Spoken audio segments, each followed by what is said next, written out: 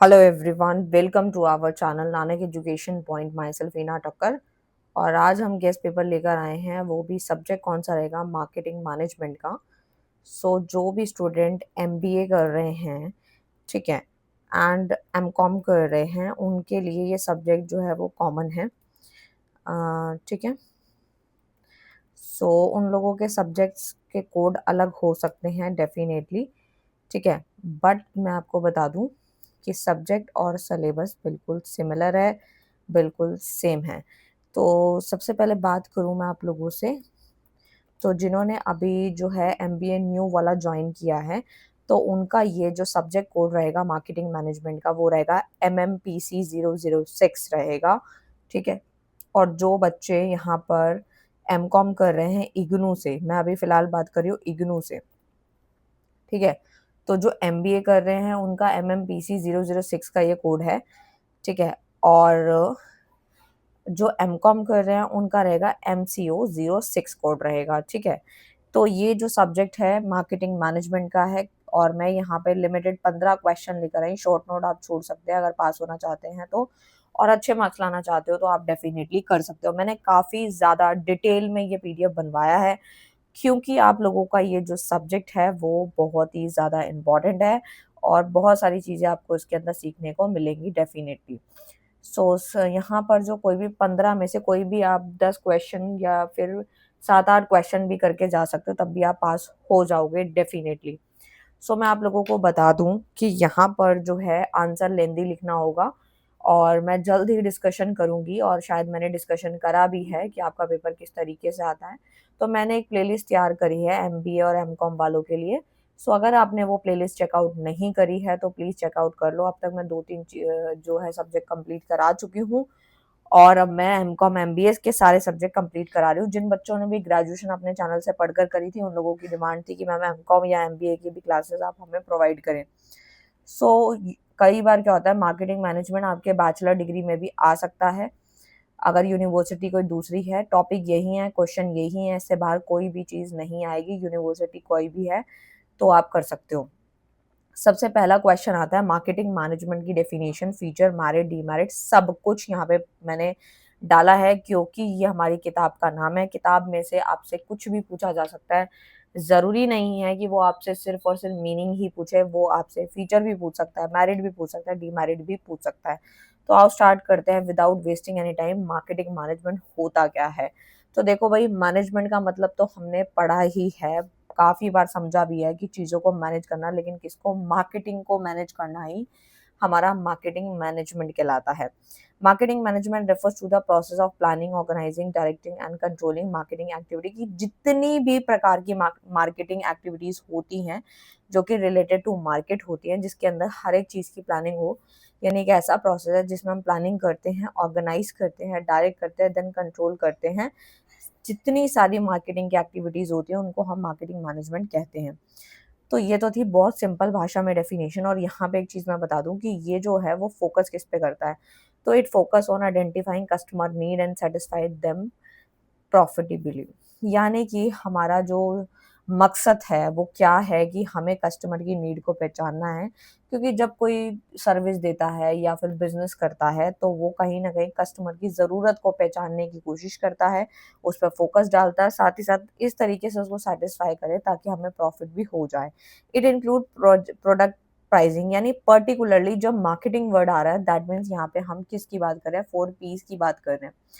4 P's बोले तो P for जो है यहाँ पे product, and then pricing, then promotion, ठीक है, एंड देन ये आपके होते हैं, ठीक है। अगर मैं बात करूँ प्लेस, ठीक है, तो आपके 4 P's आप लोगों ने पढ़े ही होंगे, ठीक है। तो distribution of goods and service को प्लेस ही हम बोलेंगे, ठीक है। जो कंफ्यूज हो जाएंगे तो उनको मैंने पहले बताया, 4 P's पे काम होता है मार्केटिंग के अंदर। अगर ये 4 P's पे अगर हमारी अच्छी कमांड है तो समझ लेना हम बिल्कुल जो है आगे बढ़ चुके हैं बिजनेस में। तो इस प्रकार से इसमें आता है, प्रोडक्ट की प्लानिंग करनी होती है। प्रोडक्ट किस प्रकार का होगा, कैसा होगा, किस कैटेगरी का होगा, क्या उसका प्राइस होगा, प्रमोशन कैसे करेंगे, दुनिया तक कैसे पहुंचाएंगे, कस्टमर तक कैसे उसको पहुंचाया जाएगा। ये सारी सारी चीज़ें हमारी जो हैं यहाँ पर जो है हमें पता होती हैं, ठीक है। तो प्लेस भी डिपेंड करता है, price, place, promotion and planning. Product planning, ठीक है। तो इस प्रकार से ये डेफिनेशन जो थी वो थी। तो सबसे पहला आता है एक डेफिनेशन ऑफ फिलिप कॉटलर ने दी थी। According to the Philip Kotler, marketing management is the art and science of choosing target market and binding profitable relationship between customer. कि एक तरीके से मार्केटिंग मैनेजमेंट होता कि एक तरीके की आर्ट है, एक तरीके की ज़रूरत है। ये आर्ट है, कला है, साइंस है, विज्ञान है, जिसमें हम क्या करते हैं, अपने टारगेट मार्केट को चूज करते हैं और प्रॉफिटेबल रिलेशनशिप बनाते हैं। यानी प्रॉफिट तो हम कमाते कमाते हैं, साथ ही साथ कस्टमर के साथ एक अच्छा रिलेशन बनाते हैं। क्योंकि अगर कस्टमर के साथ अच्छा रिलेशन होगा, दैट मीन्स वो हमारे से सामान, प्रोडक्ट या फिर सर्विस लेता रहेगा और हमें सेल्स होगी, सेल्स से हमारा प्रॉफिट होगा, ठीक है। सेल्स के बाद प्रॉफिट एंड देन प्रॉफिट के बाद तो आपको पता ही है सारी चीज़ें जो है मैनेज हो जाती हैं। देन फीचर्स बताए गए हैं यहाँ पे, मार्केटिंग मैनेजमेंट के डेफिनेशन से लिए गए हैं। सबसे पहला कस्टमर ओरिएंटेड, हमें कस्टमर की ज़रूरत को उसके सेटिस्फैक्शन पे कमांड देनी होती है। गोल ओरिएंटेड है, क्योंकि हमारा गोल क्या है, सेल ज़्यादा हो, प्रॉफिट ज़्यादा हो, जो मैंने अभी बताया। क्योंकि जो मैं एग्जांपल देती हूँ वो इसी प्रकार के होते हैं जिसमें सारे पॉइंट्स कवर हो जाते हैं।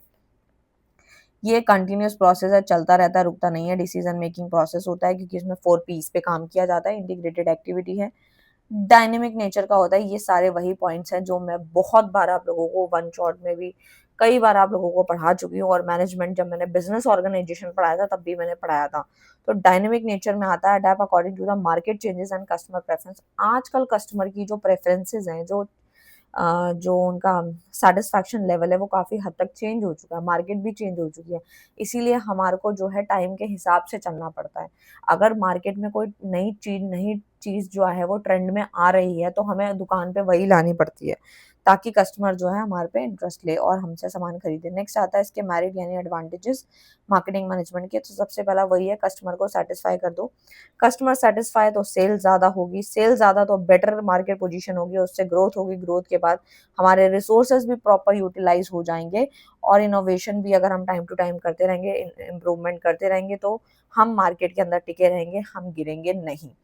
हम का मतलब यहाँ पे ये है, मार्केटर से है, जो ये मार्केटिंग मैनेजमेंट आपको पढ़ाया जा रहा है। तो देखो भाई, ये मार्केटिंग मैनेजमेंट जो है, एक तरीके से मैं आप लोगों को बता दूं, वैसे तो मैं स्टार्टिंग में ही बताती हूँ कि हम ये सब्जेक्ट क्यों पढ़ रहे हैं। तो देखो भाई, मार्केटिंग मैनेजमेंट है ये, ठीक है। आप जैसे अपने घर को मैनेज करते हो, तो इसी प्रकार से जब आप कोई गुड्स या सर्विस देने की कोशिश करते हो, मार्केटिंग मार्केट में उतरते हो, ठीक है, चाहे ऑनलाइन चाहे ऑफलाइन, तो आपको इन सारे पॉइंट्स का पता होगा, तो आप डेफिनेटली जो आगे सक्सेस ले पाओगे।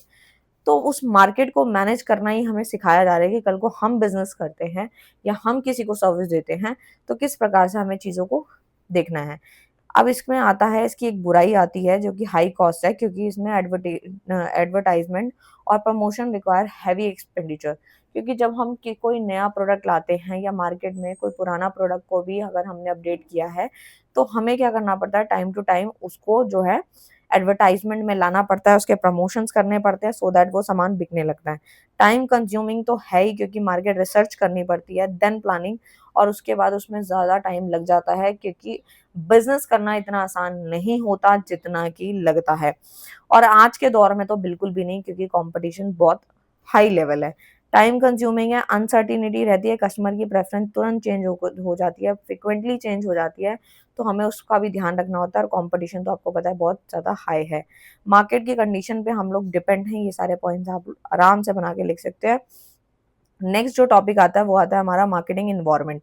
देखो भाई, हमारा जो आसपास का जो वातावरण है, वो आपके आसपास की जितनी चीजें पड़ी हैं देख रहे हो, वो सारा आपका वातावरण है, इन्वायरमेंट है। लेकिन मार्केटिंग इन्वायरमेंट क्या है एक्चुअल में? मार्केटिंग इन्वायरमेंट जो होता है refers to the internal and external factor affecting marketing, sorry, तो यहाँ पे आता है मार्केटिंग इन्वायरमेंट एक्चुअल में है क्या। तो marketing environment refers to the internal, यानी कि जितने भी अंदर के फैक्टर्स हैं, ये एक्सटर्नल फैक्टर बाहर वाले जो फैक्टर्स हैं, जो कि हमारी सारी मार्केटिंग एक्टिविटी ऑफ बिजनेस को जो है इफेक्ट डालते हैं, प्रभाव डालते हैं, वो सारी की सारी चीज़ें जो होती हैं, वो जो पॉइंट्स होते हैं, वो सारे मार्केटिंग इन्वायरमेंट में आते हैं। और उनमें वो जो फैक्टर इन्फ्लुएंस करते हैं वो आता है कस्टमर डिमांड। कस्टमर की डिमांड आती है 2 बार 3 बार 4 बार, कई कस्टमर आते हैं, तो हम उस चीज़ पे ध्यान देने लग जाते हैं, उसको नोट डाउन करते हैं कि हाँ भाई, नेक्स्ट टाइम पे ये दुकान में ये चीज़ लानी है। कंपटीशन भी देखते रहते हैं कि हमारा कॉम्पिटिटर हमारे से क्या अच्छा बेच रहा है, किस प्राइस पे बेच रहा है, तो हमारा ध्यान अपने कॉम्पिटिटर पे भी रहता है। बिजनेस के डिसीजंस भी आते हैं, ये सारे फैक्टर हमारे मार्केटिंग के वातावरण को प्रभाव डालते हैं। मार्केटिंग इन्वायरमेंट जो होते हैं, सबसे पहले यहाँ पर जो बताया गया है वो बताया गया इंटरनल इन्वायरमेंट, यानी कि अंदर का है। Factor within the organisation effective marketing decision, these are the controllable factor, एक तरीके से ये कंट्रोलेबल है, जैसे कि जिसको हम कंट्रोल कर सकते हैं। फॉर एग्जाम्पल एम्प्लॉयज है, कंपनी की पॉलिसीज है, फाइनेंशियल रिसोर्सेज है, ऑर्गेनाइजेशन कल्चर है, ये सारे के सारे पॉइंट्स जो आते हैं वो आता है इंटरनल इन्वायरमेंट में। एक्सटर्नल में क्या आता है? एक्सटर्नल में आता है ऑर्गेनाइजेशन के बाहर वाले फैक्टर जो हमारे मार्केटिंग एक्टिविटी को इफेक्ट डालते हैं, प्रभाव डालते हैं, जैसे कि माइक्रो मैक्रो। माइक्रो बोले तो डायरेक्टली इफेक्ट करते हैं हमारे बिजनेस और कस्टमर को, जैसे कस्टमर है, सप्लायर है, कंपटीटर है, डीलर है, ये सारे कौन है? ये माइक्रो इन्वायरमेंट में आते हैं। ये सारे कौन होते हैं? ये सारे आउटसाइड है, ऑर्गेनाइजेशन के बाहर वाले हैं, लेकिन फिर भी हमें प्रभाव डालते हैं हमारे वातावरण पे, हमारे बिजनेस पे। और मैक्रो इन्वायरमेंट में आता है इनडायरेक्टली इफेक्ट डालते हैं। माइक्रो में क्या था? तो डायरेक्टली इफेक्ट डालते हैं, बल्कि जो मैक्रो इन्वायरमेंट होता है उसमें इनडायरेक्टली इफेक्ट करते हैं बिजनेस के ऑपरेशन को, जैसे इकोनॉमिक इन्वायरमेंट, इकोनॉमिक से रिलेटेड जितना भी वातावरण है उसको प्रभाव डालते हैं। सोशल हो गया, कल्चर हो गया, टेक्नोलॉजिकल इन्वायरमेंट, ये सारे के सारे फैक्टर प्रभाव डालते हैं। टाइप ऑफ मार्केटिंग की बात करूँ तो मार्केटिंग भी कई तरह की होती है। डिजिटल मार्केटिंग अभी बहुत ज़्यादा ट्रेंड में है और बहुत सारे बच्चे इसका कोर्स भी कर रहे होंगे और करने की सोच भी रहे होंगे। मार्केटिंग की बात करूँ तो सबसे पहला आता है ट्रेडिशनल मार्केटिंग, जो बहुत पहले से कई साल पुराने समय में चला करता था, जिसको हम ट्रेडिशनल बोलते हैं।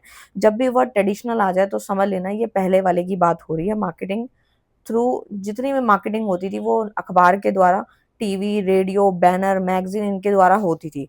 डिजिटल मार्केटिंग क्या है? जो आज के टाइम पे सबसे ज़्यादा ट्रेंड में है कि घर बैठे-बैठे हम प्रमोशन कर रहे हैं, घर बैठे-बैठे कैंपेन्स चला रहे हैं, घर घर बैठे हम लोग एड्स चला रहे हैं, पोस्टर बना रहे हैं, बैनर बना रहे हैं। तो ये क्या है? ये डिजिटल मार्केटिंग है कि मार्केटिंग जो है यूजिंग इंटरनेट प्लेटफॉर्म को उसने यूज़ किया, इस्तेमाल किया, जैसे कि वेबसाइट हो गई, सोशल मीडिया का सहारा लिया। सोशल मीडिया मार्केटिंग जो होती है वो होती है प्रमोशन किया जाता है फेसबुक के द्वारा, इंस्टाग्राम के द्वारा, यूट्यूब के द्वारा, ये सोशल मीडिया मार्केटिंग है। डायरेक्ट मार्केटिंग जो होती है वो डायरेक्ट कम्युनिकेशन होता है कस्टमर के साथ, जैसे फोन पे, मेल के द्वारा, मैसेज के द्वारा। रिलेशनशिप मार्केटिंग की बात करूँ तो ये हमारे लॉन्ग टर्म कस्टमर रिलेशनशिप को मेंटेन करने पे फोकस डालता है। इंडस्ट्रियल मार्केटिंग की बात करूँ तो marketing of goods from one business organisation to another. ठीक है। मार्केटिंग के फंक्शन जो सॉरी फीचर्स हैं वो तो डेफिनेशन से बन जाएंगे, सेम वही है। एक्सचेंज प्रोसेस है, कस्टमर का सेटिस्फेक्शन होना ज़रूरी है, डायनेमिक नेचर का, वाइड स्कोप है, ये सब हम ऊपर पढ़ चुके हैं। मार्केटिंग के फायदे आपको पता ही हैं क्या है। डिमांड इससे बढ़ती है, बेटर स्टैंडर्ड ऑफ लिविंग होता है, लोगों लोगों के अंदर अवेयरनेस आती है। जब लोग अवेयर होंगे, उसको प्रोडक्ट के बारे में पता चलेगा तो वो खरीदने की, बाय करने की सोचेगा, बाय करेगा तो दैट मीन्स वो सेल्स देगा। एंड साथ ही साथ हमारी एम्प्लॉयमेंट अपॉर्चुनिटी बढ़ती है, क्योंकि सेल आ रही है तो हम यहाँ जॉब देंगे तो इकोनॉमिक डेवलपमेंट होगा, कस्टमर का भी अवेयरनेस बढ़ेगा। मार्केटिंग की कुछ यहाँ बुराइयां हैं जो यहाँ बताई गई हैं। कॉस्ट का बढ़ना, मिसलीडिंग एडवर्टाइजमेंट भी कभी हो जाती है, फॉल्स इन्फॉर्मेशन जो होती है वो भी हो जाती है, यानी कुछ से सम प्रमोशन में प्रोवाइड फॉल्स इन्फॉर्मेशन, गलत इन्फॉर्मेशन दे देते हैं। ठीक है। अननेसेसरी की डिमांड हमारे पास क्रिएट होती है, हाई कंपटीशन है इस प्रकार से, और कंज्यूमर को कंफ्यूजन भी हो जाता है। टू मैनी चॉइसेस में कंफ्यूज बायर। ठीक है। इस प्रकार से शॉर्ट समरी कंक्लूजन आप लोग लिख सकते हैं। शॉर्ट वर्जन भी यहाँ दिया हुआ है, आप लिख सकते हैं। समरी टेबल सब कुछ दिया हुआ है उनके लिए जो कि शॉर्ट में पढ़ेंगे। Now come to the second question, जो कि सेलिंग और मार्केटिंग के बीच का डिफरेंस है, जो कि हम एक बारी देखना चाहते हैं। तो देखो भाई, सिंपल सी बात मैं आप लोगों को बता दूं, सेलिंग और मार्केटिंग में क्या डिफरेंस है। सेलिंग जो होता है वो हमारे प्रॉपर एक प्रोडक्ट पे फोकस डालता है, जबकि मार्केटिंग जो होता है वो कस्टमर पे फोकस डालता है, क्योंकि कस्टमर की नीड क्या है, वो कैसे सेटिस्फाई होगा। सेलिंग में सिर्फ हमारा मकसद सिर्फ प्रोडक्ट बेचने का होता है, यानी कि सेल्स पे हमारा ध्यान होता है, जबकि यहाँ पे जो होता है मार्केटिंग में वो होता है हमारा सेटिस्फैक्शन, जो कि मेन मकसद होता है कस्टमर को सेटिस्फाई किया जाए। नेक्स्ट आता है जो इसका नेचर है वो शॉर्ट टर्म है, ये लॉन्ग टर्म है, ये सेलर ओरिएंटेड है, ये कस्टमर है। स्कोप इसका लिमिटेड है, इसका काफ़ी ज़्यादा हाई है क्योंकि कस्टमर काफ़ी सारे हैं तो वाइड होता है। आई होप आपको क्लियर है। डिटेल में पढ़ना तो ये रहा। नेक्स्ट आता है मार्केटिंग फिलोसफी। देखो, मार्केट पढ़ लेते हैं हम। मार्केट क्या होता है? मार्केटिंग तो पढ़ लिया हमने काफ़ी डिटेल में। तो मार्केट क्या होता है? मार्केट एक ऐसी जगह है जहाँ पर बायर और सेलर हाथ मिलाते हैं और मिलके काम करते हैं। तो वो जो जगह है, ठीक है, उसे हम मार्केट बोलते हैं। तो यहाँ एक डेफिनेशन है, market refers to the place, एक ऐसी प्लेस, ऐसी जगह जहाँ पे बायर और सेलर ने इंटरैक्ट किया किस चीज़ के लिए, सामान को एक्सचेंज करने के लिए, और उसके बाद जो है उसको बदले में पैसे देने पड़े किसको, सेलर को। तो वो क्या मार्केट है, जो कि फिजिकल भी हो सकती है, ऑनलाइन भी हो सकती है, और ये डिमांड और सप्लाई प्राइस को भी डिटरमाइन करता है। फिलिप कॉटलर ने भी एक डेफिनेशन दी है जो कि आप लोग यहाँ पे लिख सकते हैं। मार्केट के कुछ फीचर्स हैं वही हैं, बायर एंड सेलर की प्रेजेंस होना, एक्सचेंज प्रोसेस अभी मैंने बताया, एरिया और प्लेस यानी लोकल, नेशनल और इंटरनेशनल लेवल पे हम यहाँ काम कर सकते हैं, demand and supply and competition, ये सारे पॉइंट्स डेफिनेशन से ही आए हैं। ठीक है। टाइप ऑफ मार्केट की बात करूँ तो एक होती है लोकल मार्केट, जो हमारे बिल्कुल लिमिटेड एरिया में ऑपरेट हो रही होती है, उसे हम बोलते हैं लोकल मार्केट, जैसे हम आसपास की मार्केट में जाते हैं। नेशनल मतलब जो हमारे एंटायर कंट्री को कवर करती है वो नेशनल है। इंटरनेशनल आपको पता है ट्रेड जो होता है ना, एक्सपोर्ट इम्पोर्ट जो हो रहा है वो डिफरेंट कंट्रीज के बीच में जब होता है तो उसे हम इंटरनेशनल मार्केट कहते हैं। कंज्यूमर मार्केट में क्या होता है, गुड्स सोल्ड करे जाते हैं डायरेक्टली किसको, फाइनल कंज्यूमर्स को। इस प्रकार से आप लिख सकते हैं। मार्केटिंग मैंने ऊपर ही समझा दिया था काफ़ी डिटेल में, उसके मेरिट डिमेरिट सब बता दिए थे। नेक्स्ट आता है मार्केटिंग की फिलॉसफी क्या होती है, फिलॉसफीज पढ़ेंगे। तो देखो भाई, मार्केटिंग की अगर मैं फिलॉसफी की बात करूं तो मार्केटिंग की जो फिलॉसफी है वो कुछ इस प्रकार से है, जो कि यहाँ पे दे रखी है। तो सबसे पहला था marketing philosophy are different approaches और concept adopted by business to achieve marketing goals, कि हमें अपने मार्केटिंग के जितने भी गोल्स हैं वो यहाँ पे अचीव जो है करने होते हैं। ठीक है। तो यहाँ पर जो है हमें क्या बताया गया है वो देखते हैं। मार्केटिंग की फिलॉसफी के टाइप है, सबसे पहला जो यहाँ पे बताया गया है इसका मीनिंग देखते हैं कि they guide how organization deal with customer and market, की मार्केट की फिलॉसफी हमें ये पढ़ाती है, ये सिखाती है कि किस तरीके से ऑर्गेनाइजेशन डील करेगी कस्टमर के साथ और मार्केट के साथ किस प्रकार से वो डील करेगी, ये चीज हमें जो है समझनी होगी। ठीक है। अब आता है यहाँ पे मार्केटिंग फिलॉसफीज के कुछ टाइप्स हैं जो कि हमें यहाँ पे समझने हैं। तो सबसे पहला आता है प्रोडक्शन कॉन्सेप्ट। प्रोडक्शन कॉन्सेप्ट में आता है कि ये लार्ज स्केल प्रोडक्शन और लो कॉस्ट पे फोकस डालता है, जिसमें कस्टमर प्रेफर करता है इजीली अवेलेबल और अफोर्डेबल प्रोडक्ट जिसे वो अफोर्ड कर सकता है। ठीक है। नेक्स्ट आता है इसके फीचर्स क्या बताए गए हैं। फीचर्स बताए गए मास प्रोडक्शन होता है, कॉस्ट का रिडक्शन, वाइड डिस्ट्रीब्यूशन रहती है। और प्रोडक्ट कॉन्सेप्ट की बात करूँ तो इसमें नाम से ही समझ में आ रहा है प्रोडक्ट के ऊपर जोर डाला जाता है। ठीक है।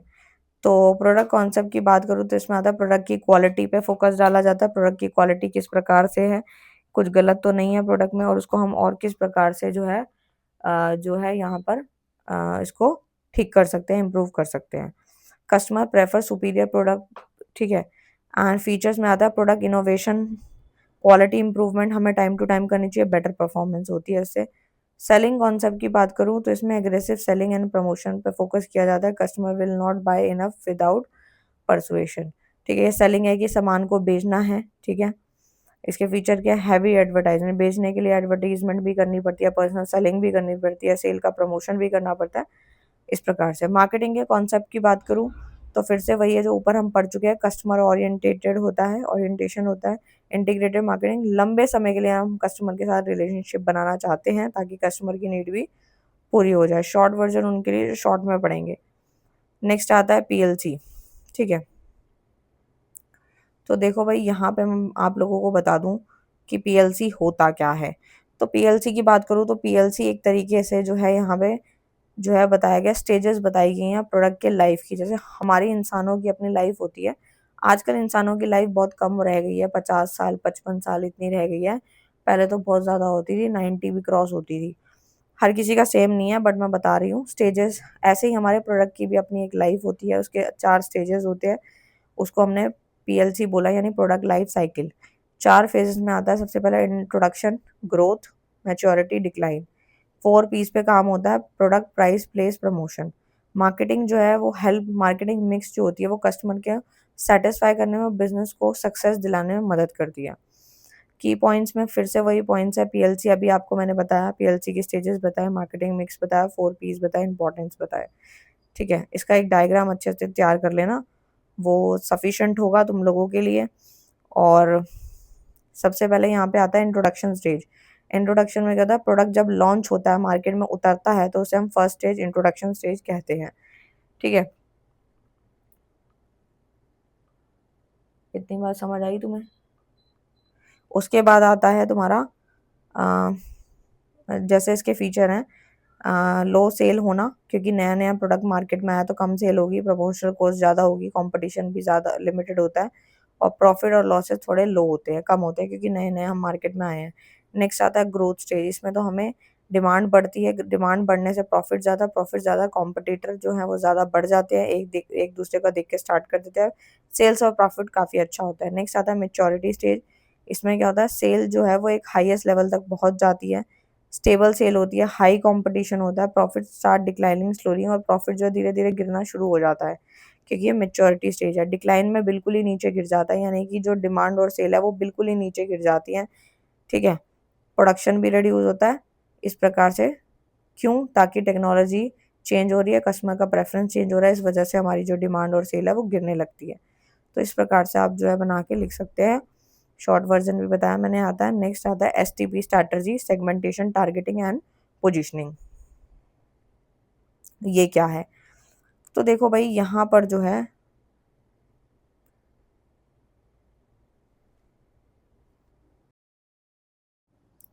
Now come to the next question, जो कि है हम लोगों का एसटीपी स्ट्रैटेजी क्या है, जिसमें हम लोगों का सेगमेंटेशन आता है, टारगेटिंग आता है, पोजीशनिंग आता है। तो यानी कि अब तक हमने 4 क्वेश्चंस को कंप्लीट किया है और 5th क्वेश्चन आपके सामने है। और ये जो पीडीएफ बनाया गया है ये बहुत ही ध्यानपूर्वक बनाया गया है, क्योंकि इसके अंदर जो हमारे जो एमबीए के या मास्टर डिग्री के जो भी बच्चे पेपर की तैयारी करेंगे, या फिर बैचलर डिग्री वाले, खास तौर पे तो ये जो हमारा जो मास्टर डिग्री वाले जो बच्चे हैं उन लोगों का जो कंटेंट होता है, यानी कि जो क्वेश्चन होते हैं वो 15 नंबर 20 नंबर के आते हैं। तो जो हमारा जो आंसर है वो काफ़ी लेंथी हम नहीं कह सकते, ज़्यादा लेंथी भी नहीं है, बट हाँ जितना 20 नंबर में लिखना होता है, देखो उस हिसाब से ये पूरा आंसर दिया गया है, और उसके बाद शॉर्ट वर्जन भी दिया गया है, समरी टेबल भी दी गई है। तो हमने इसी प्रकार से इसको तैयार करवाया है, सो दैट कि अगर आप जो है पूरा आंसर समझ के शॉर्ट में याद रखना चाहते हैं तो आप वो भी रख सकते हैं, और जिनको सिर्फ पास होना है उनके लिए भी प्रिपरेशन है, और जो अच्छे मार्क्स लाना चाहते हैं उनके लिए भी यही पीडीएफ है। तो एक पीडीएफ के अंदर सब कुछ है। तो now come to the 5th question, जो कि है STP strategy, segmentation, targeting, positioning. तो यहाँ पे जो एसटीपी स्ट्रैटेजी है वो क्या है? तो देखो भाई, मैं आप लोगों को बता दूं कि जो एसटीपी स्ट्रैटेजी, अच्छा एक चीज और बताना चाहती हूँ, जो पीएलसी वाला जो डायग्राम है वो मैंने वन शॉट के अंदर बहुत अच्छे से जो है पेन से बनाया हुआ है अपने नोटबुक पे। तो आप वहां से एक बार उस डायग्राम को जरूर देख के जाए और जरूर बना के आए अपने एग्जाम में। ठीक है, सो यहाँ पे जो एसटीपी स्ट्रैटेजी है बेसिकली वो refers to the marketing approach है use by the business.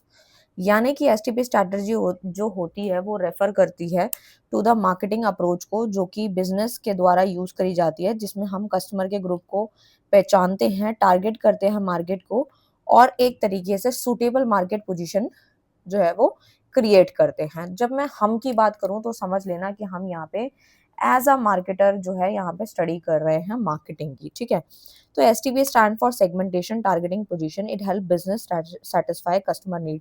Customer की जरूरत को इफेक्टिवली तरीके से बिजनेस में पूरा करना होता है, क्योंकि देखो हम पूरा यहाँ पे सब्जेक्ट क्या पढ़ रहे हैं, हम सब्जेक्ट पढ़ रहे हैं यहाँ पे मार्केटिंग का, और मार्केटिंग में जो हमारा भगवान जो रूप है वो है customer.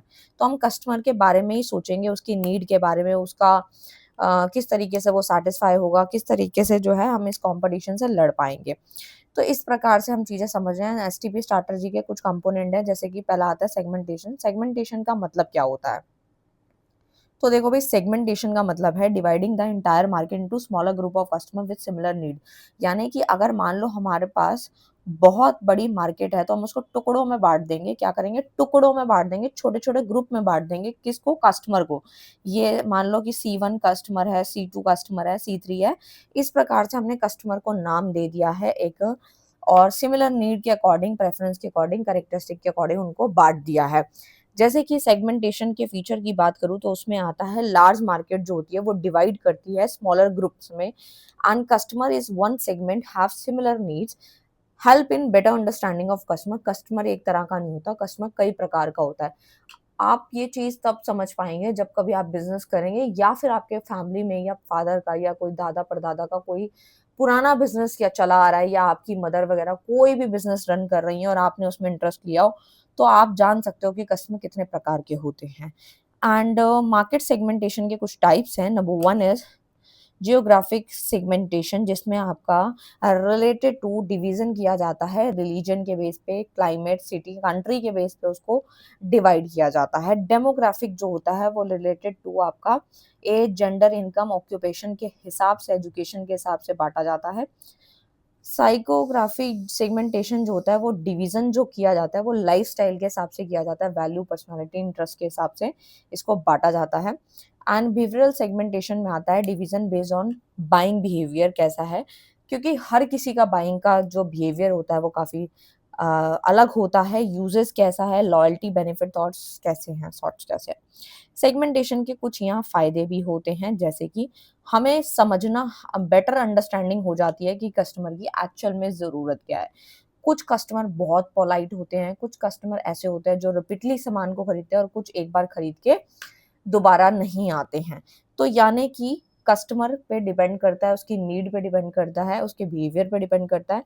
Effective use of marketing resources, customer satisfaction भी इससे इम्प्रूव होता है, क्योंकि हम यहाँ पे स्टडी कस्टमर की कर रहे हैं। हम लोग कस्टमर के बारे में जान रहे हैं। सेगमेंटेशन के डीमेरिट्स क्या है कि ये कॉस्टली होता है, टाइम भी ज़्यादा लगता है और मल्टीपल सेगमेंट भी मैनेज करने में डिफ़िकल्टी आती है, क्योंकि हम यहाँ एक कस्टमर की बात नहीं कर रहे, बहुत सारे कस्टमर की बात कर रहे हैं। टाइम लगा रहे हैं, उस पे स्टडी कर रहे हैं। किसी भी चीज़ की रिसर्च करना, स्टडी करने में टाइम के साथ-साथ पैसा भी लगता है, क्योंकि ये काम फ्री में नहीं होते हैं। ठीक है? तो नेक्स्ट आता है टारगेटिंग का। इसमें मेरे को एक पॉइंट याद आ गया, वो मतलब वो वैसा ही है, लेकिन देखो अब जैसे ये पीडीएफ्स हैं, ठीक है? अब ये व्हाट्सएप पे आपको जो मिलती हैं, लेकिन पेड मिलती हैं, फ्री ऑफ कॉस्ट नहीं मिलती हैं, क्योंकि हमारी टीम भी इसको बनाती है, हम भी उनको पे करते हैं। जितने पीडीएफ्स बनाते हैं या फिर हम लोग जो इस पे काम कर रहे हैं, हमें भी अपनी टीम को जो है आगे चलाने के लिए एक जो है मनी चार्ज करनी पड़ती है। फ्री ऑफ कॉस्ट का कंटेंट हम यूट्यूब पे ही प्रोवाइड कर रहे हैं, कि जो बच्चे अफोर्ड नहीं कर सकते फ्री में एटलीस्ट पढ़ पाएँ। ठीक है, साथ-साथ हम लोग कई बार ऑफर्स भी निकालते रहते हैं, ताकि जो बच्चे अफोर्ड नहीं कर सकते हैं, वैसे तो पीडीएफ का प्राइस बहुत ही रीज़नेबल है, बट स्टिल जो बच्चे नहीं पढ़ पाते हैं, ठीक है, तो इस प्रकार से हम लोग उनकी मदद कर रहे हैं। सो यहाँ पर जो आता है टारगेटिंग जो आता है, targeting refers to selecting one or more market segment to serve. Targeting के फीचर्स क्या हैं? सबसे पहला आता है स्पेसिफिक कस्टमर ग्रुप पे फोकस किया जाता है। एफिशिएंट मार्केट प्लानिंग में भी हेल्प होती है और increase changes of business success, हमारे बिजनेस के सक्सेस होने के भी चांसेस बढ़ जाते हैं, क्योंकि हम यहाँ पे टारगेटिंग कर रहे हैं, यानी कि हम यहाँ पर एक या एक से ज़्यादा मार्केट सेगमेंट को टारगेट कर रहे हैं। कस्टमर के ग्रुप के हिसाब से, उसकी ज़रूरत के हिसाब से हम प्लान बना रहे हैं कि किस प्रकार से प्रोडक्ट होना चाहिए, कैसे वो सैटिस्फाई होगा कस्टमर। टारगेटिंग के कुछ टाइप्स हैं। हम ये पूरी किताब जो है कस्टमर को भगवान समझ के, भगवान का रूप समझ के हम उसके बारे में स्टडी करते जाएँगे, उसके फ़ायदे सोचते जाएँगे और अपना प्रॉफ़िट भी थोड़ा-थोड़ा सोचते जाएँगे, तो मार्केटिंग मैनेजमेंट कंप्लीट होती है इसमें। टारगेटिंग के कुछ टाइप हैं, जैसे अनडिफरेंशिएटेड टारगेटिंग जो होती है उसमें सेम प्रोडक्ट होता है एंड स्ट्रैटेजी जो होती है वो सारे कस्टमर के लिए होती है, क्योंकि प्रोडक्ट बिल्कुल सेम है। डिफरेंशिएटेड नाम से क्लियर है कि यहाँ पे प्रोडक्ट अलग-अलग होते हैं, स्ट्रैटेजी भी डिफरेंट होती है। कॉन्सन्ट्रेटेड टारगेटिंग में क्या होता है, सिंगल मार्केट सेगमेंट को फोकस किया जाता है, क्योंकि एक पर्टिकुलर मार्केट है। माइक्रो मतलब छोटा होता है, यानी कि इंडिविजुअल कस्टमर या लोकल एरिया में जो होते हैं, उनकी स्टडी करना माइक्रो मार्केटिंग कहलाता है। टारगेटिंग जो होता है, उसके कुछ फ़ायदे हैं। सबसे पहला, हमारे जो संसाधन हैं, जो हमारे रिसोर्सेज़ हैं, वो एफ़िशिएंट तरीके से यूटिलाइज़ हो जाते हैं, वेस्टेज कम होती है, क्योंकि हम यहाँ पे पहले ही उनकी डीप स्टडी कर चुके होते हैं। कस्टमर की सैटिस्फैक्शन बहुत हाई होती है, क्योंकि हम उसके बारे में जब सोच रहे हैं, उसके फ़ायदे के बारे में सोच रहे हैं, उसकी नीड को फुलफ़िल करने की सोच रहे हैं, तो डेफ़िनेटली कस्टमर सैटिस्फाई तो ज़्यादा हो जाएगा। मार्केट पे फ़ोकस बेटर होता है, प्रॉफ़िटेबिलिटी भी बढ़ती है, क्योंकि वो कस्टमर अगर सैटिस्फाई है तो सामान खरीदेगा और उससे पैसा आएगा तो प्रॉफिट होगा। टारगेटिंग के डीमेरिट्स भी हैं, इसमें लिमिटेड कस्टमर जो होते हैं, risk of depending on limited customer, high competition रहता है सिलेक्टेड सेगमेंट में, मार्केट चेंजेस में इफेक्ट परफॉर्मेंस, जो हमारी परफॉर्मेंस है उसमें मार्केट चेंजेस इफेक्ट कर सकते हैं। पोजीशनिंग क्या होती है? बेसिकली यहाँ पोजीशनिंग में बताया, positioning refers to the creating a unique image of the product in the mind of customer. Customer का जो माइंड है उसमें हमारा जो प्रोडक्ट है, हमारा मतलब अगर आप या मैं कोई अपना नया प्रोडक्ट लेकर आते हैं और एक यूनिक इमेज उस कस्टमर के माइंड में सेट होती है, तो उसको हम पोजीशनिंग कहते हैं। पोजीशनिंग के यहाँ कुछ फीचर्स हो सकते हैं। सबसे पहले तो यहाँ पे कस्टमर परसेप्शन लॉयल्टी बिल्ड होती है, क्योंकि उसके माइंड में यूनिक इमेज बन चुकी है ऑलरेडी, क्योंकि हमारे प्रोडक्ट में कुछ ना कुछ तो अच्छी बात होगी। प्रोडक्ट की आइडेंटिटी क्रिएट होती है, डिफरेंशिएट प्रोडक्ट फ्रॉम कॉम्पिटिटर। हमारा प्रोडक्ट दूसरे कॉम्पिटिटर से काफ़ी अलग होता है। सो यहाँ पर जो आता है पोजीशनिंग, आप समझ गए होंगे। टाइप ऑफ पोजीशनिंग की बात करूँ तो यहाँ आता है प्राइस बेस्ड पोजीशनिंग होता है, जिसमें प्रोडक्ट जो होता है पोजीशन बेस्ड ऑन अफोर्डेबल और प्रीमियम प्राइसिंग होती है। अफोर्डेबल है, जो अफोर्ड कर सकते हैं। क्वालिटी बेस में तो आपको पता ही है, अगर क्वालिटी अच्छी है तो पैसे तो ज़्यादा होंगे, यानी कि क्वालिटी उसकी सुपीरियर है। बेनिफिट बेस्ड होता है, यानी प्रोडक्ट के बेनिफिट और यूजफुलनेस पे फोकस किया जाता है, क्योंकि जो प्रोडक्ट होता है वो हर प्रकार का होता है। कोई सस्ता होता है, कोई महंगा होता है, कोई क्वालिटी के हिसाब से महंगा होता है। यूजर बेस पोजीशनिंग में आता है product position for a specific group of users के लिए बनाया गया होता है। पोजीशनिंग के फायदे क्या हैं? ब्रांड इमेज माइंड में स्ट्रांग होती है कस्टमर को, एंड कस्टमर की लॉयल्टी बिल्ड होती है, कॉम्पिटिटिव एडवांटेज मिलता है, इंक्रीज होता है, मार्केट रिकॉग्निशन भी इम्प्रूव होती है। एक्सपेंसिव और प्रमोशनल एक्टिविटी तो करनी पड़ती है, क्योंकि ये प्रोडक्ट जो है वो काफ़ी डिफर है। चेंज कस्टमर परसेप्शन डिफिकल्ट होता है। हाई कंपटीशन अमंग ब्रांड्स में हाई कंपटीशन देखने को मिलता है। एसटीपी स्ट्रैटेजी के अगर कुछ फायदे की बात करूँ तो वही है, बेटर अंडरस्टैंडिंग होती है कस्टमर की, एफिशिएंट रिसोर्स यूटिलाइजेशन। तो यहाँ पर जो है रिसोर्स भी अच्छे से यूटिलाइज हो जाते हैं, कॉम्पिटिटिव एडवांटेज होता है, सेल प्रॉफिट भी इंक्रीज होता है, कस्टमर भी सेटिस्फाई होता है। शॉर्ट समरी आप लोग पढ़ ही सकते हैं। नेक्स्ट आता है मार्केटिंग के ऊपर, जो यहाँ पर जो है एक डिफरेंस देखना है, बाकी ये क्वेश्चन कंप्लीट हो जाएगा। तो देखो भाई, मार्केटिंग तो हम बहुत अच्छे से समझ चुके हैं, कम्युनिकेशन नहीं समझा, वो हम समझते हैं। तो देखो भाई, कम्युनिकेशन जो होता है एक तरीके से ऐसा प्रोसेस होता है जिसमें हम कोई भी इंफॉर्मेशन, कोई भी जानकारी, कोई भी आइडिया को एक्सचेंज करते हैं। जैसे मैं अगर किसी से कम्युनिकेट करूँगी, तो यानी कि हमारे जो आइडियाज़ हैं, जो हमारी नॉलेज है, इन्फॉर्मेशन है, वो एक्सचेंज होएगी। तो उसे हम बोलते हैं कम्युनिकेशन। और मार्केटिंग क्या होता है? इसमें हम कस्टमर की नीड को सैटिस्फाई करते हैं प्रॉफिटेबली। मतलब ऐसे सैटिस्फाई करना है कि कस्टमर जो है उसकी ज़रूरत भी पूरी हो जाए, और जो मार्केटर है उसको प्रॉफिट भी हो जाए। तो मेन उद्देश्य जो मार्केटिंग का होता है, इसमें सेल बढ़ाना और कस्टमर को सैटिस्फाई करना होता है, जबकि यहाँ पर अंडरस्टैंडिंग मैसेजेस एंड शेयरिंग की ज़्यादा से ज़्यादा मैसेज पहुँचाना और उसको अच्छे से समझ आ जाए, अंडरस्टैंड हो जाए, वो कम्युनिकेशन है। इसका जो स्कोप होता है वो ब्रॉड बिजनेस एक्टिविटी होता है, और इसका नैरो एक्टिविटी विद इन और आउटसाइड ऑर्गेनाइजेशन होता है, कि आउटसाइड के अंदर और ऑर्गेनाइजेशन के अंदर और ऑर्गेनाइजेशन के बाहर।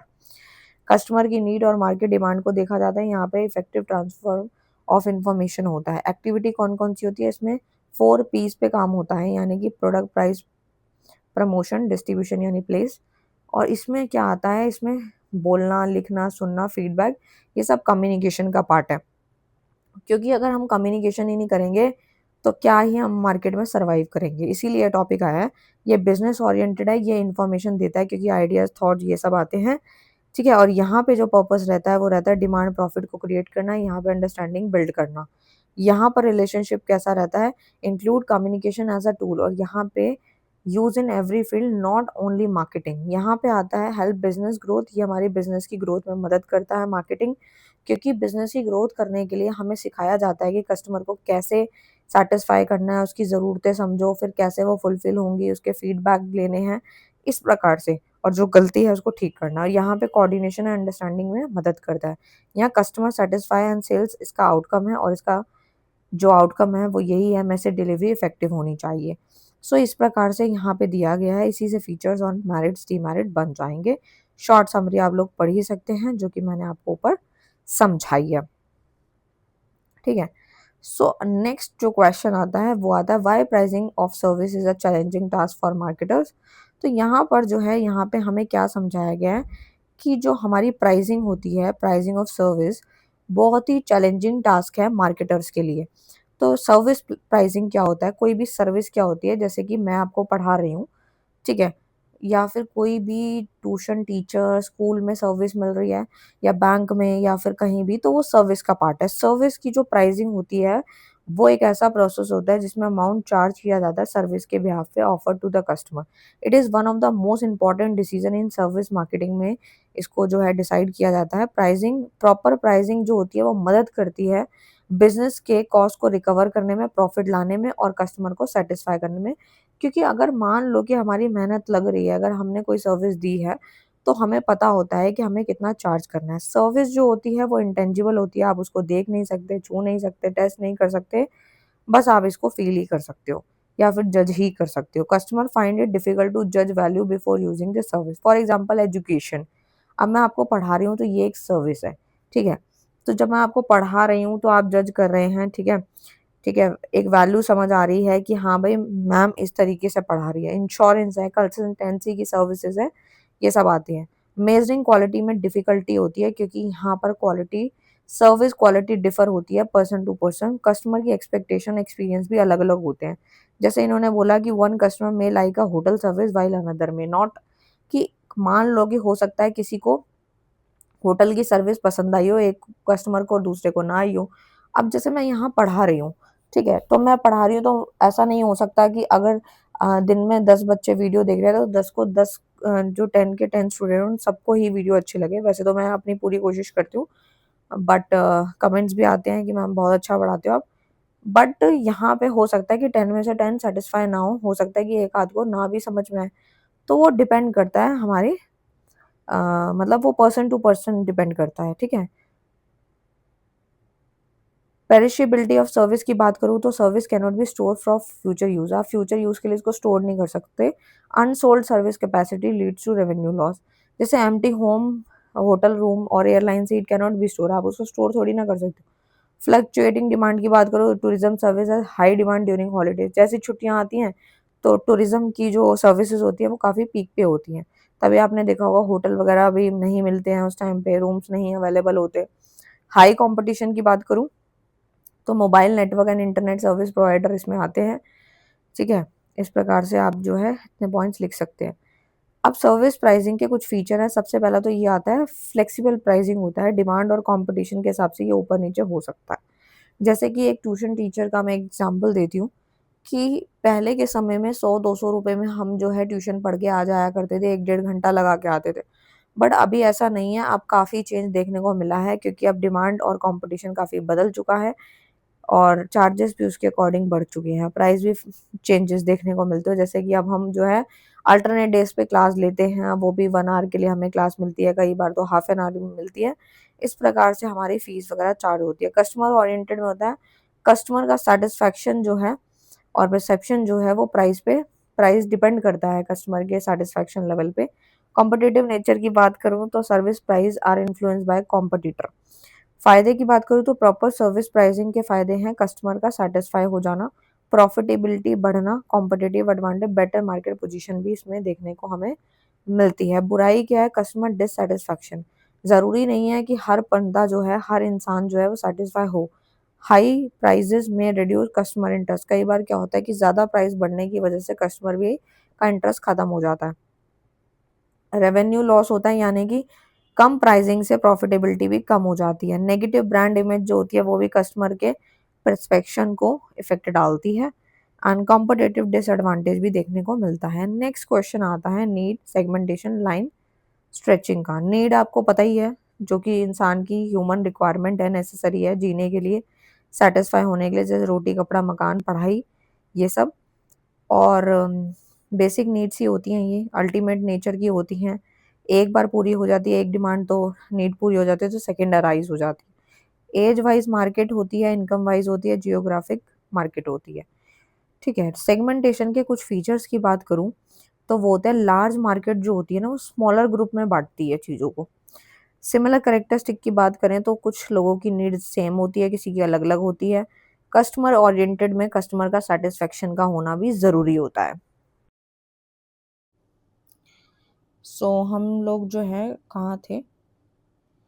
हाँ, तो बेसिकली यहाँ पर जो है आप लोग इसका डिफरेंस भी देख सकते हो, ठीक है? तो डिफरेंस आप कर सकते हो जिनको शॉर्ट में करना है। पहले हम लाइन स्ट्रेचिंग को समझ लेते हैं। लाइन स्ट्रेचिंग जो होता है refers to expanding a product line by adding product at higher lower और बोथ प्राइसेस लेवल।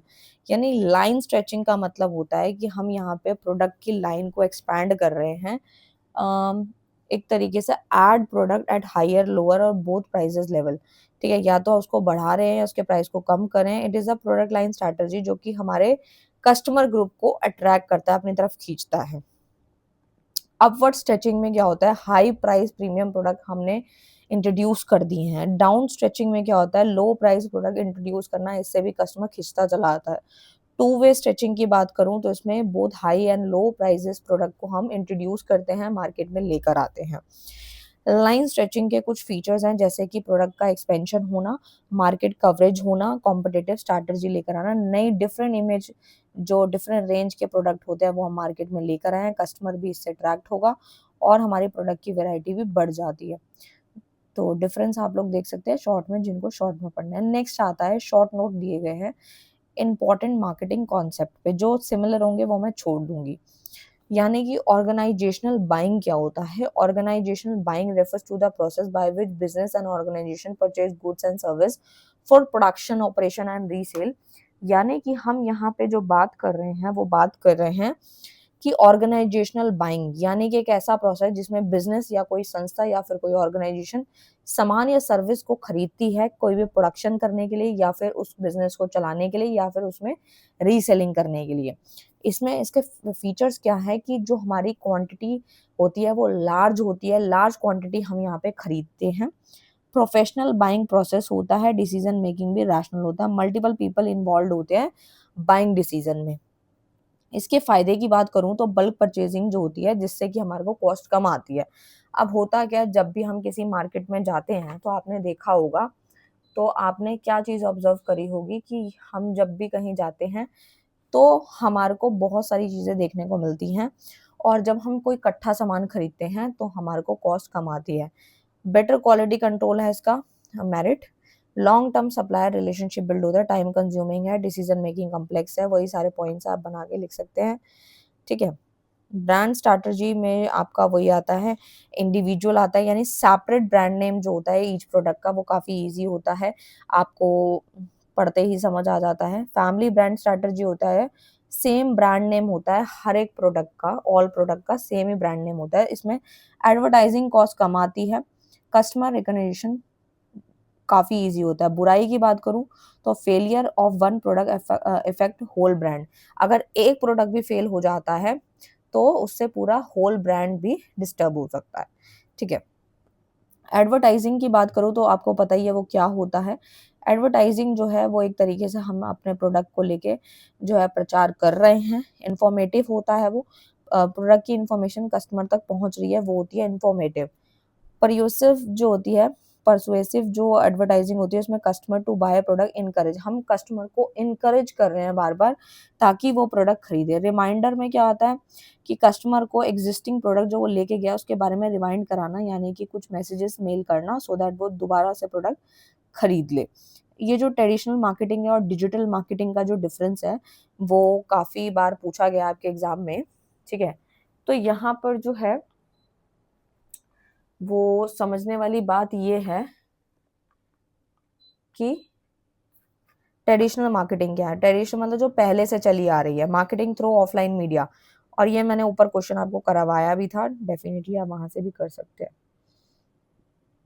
नेक्स्ट आते हैं, retailing landscape has change drastically with the advent of the digital age explain. यानी कि यहाँ पर रिटेलिंग के बारे में बात हो रही है, डिजिटल एज के बारे में बात होगी।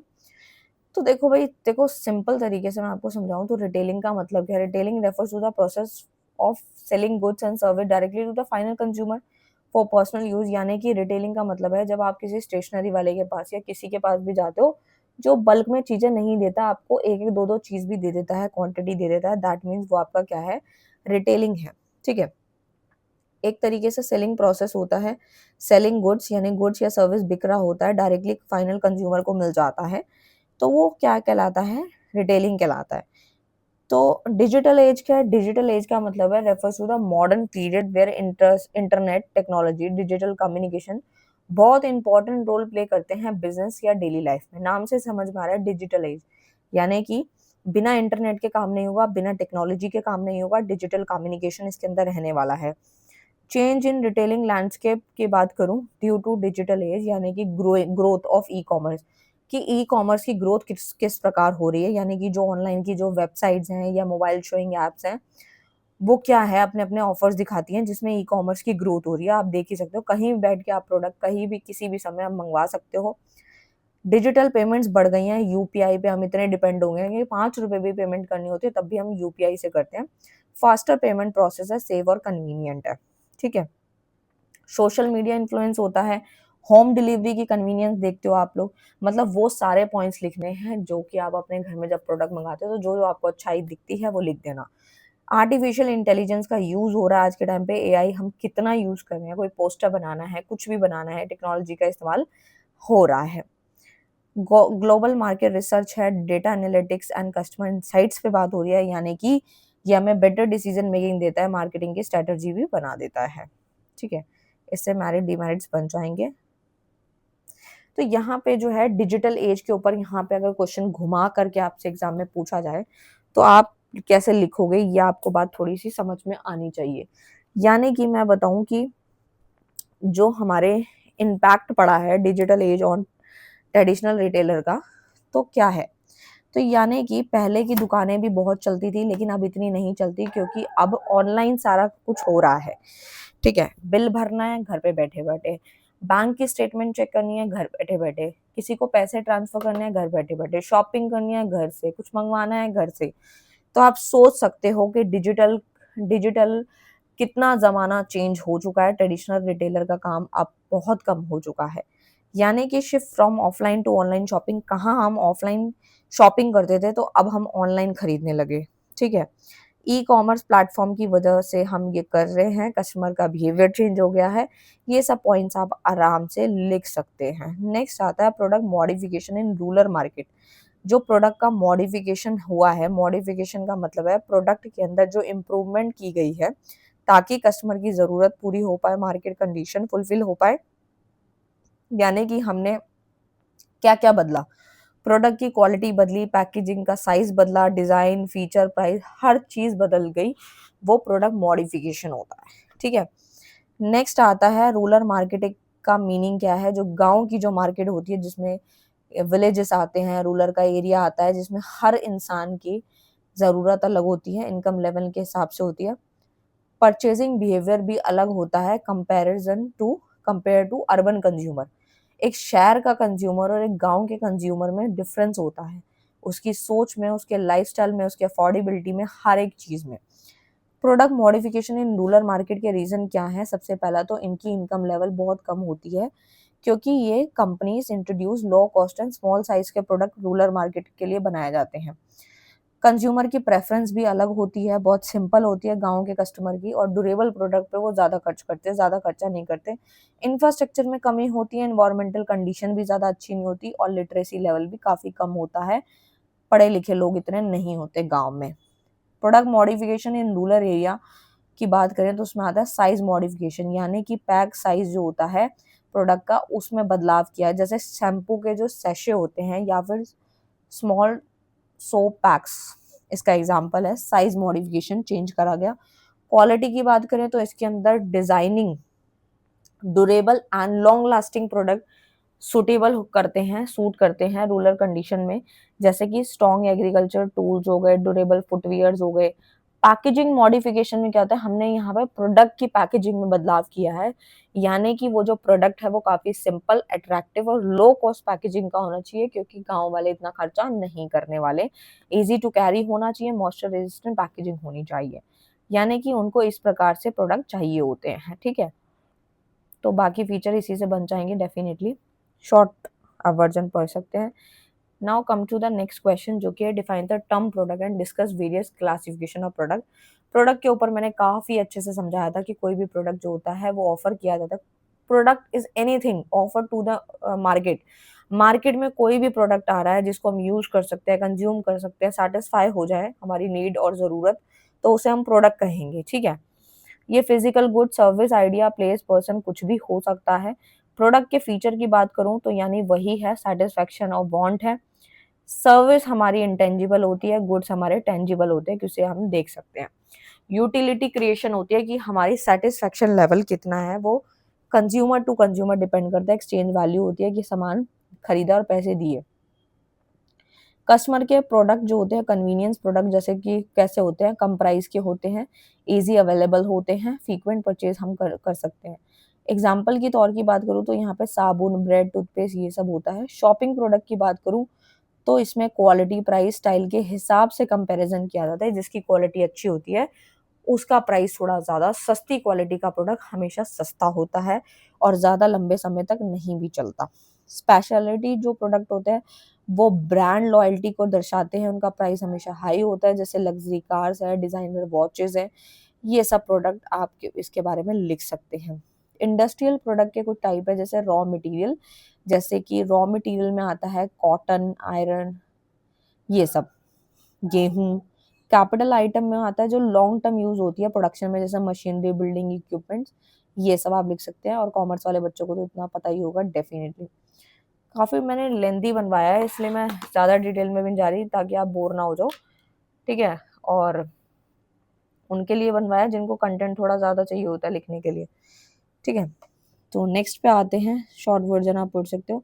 नेक्स्ट आता है role and function of retailer in the distribution function. मैं पहले ही बता दूं क्वेश्चन बिल्कुल डिट्टो सेम नहीं आएगा, लेकिन टॉपिक यही होंगे। Role and function of retailer in the distribution process की बात करूं तो सबसे पहले रिटेलर, मैंने आपको ऊपर अच्छे से समझा दिया था रिटेलर क्या चीज होती है।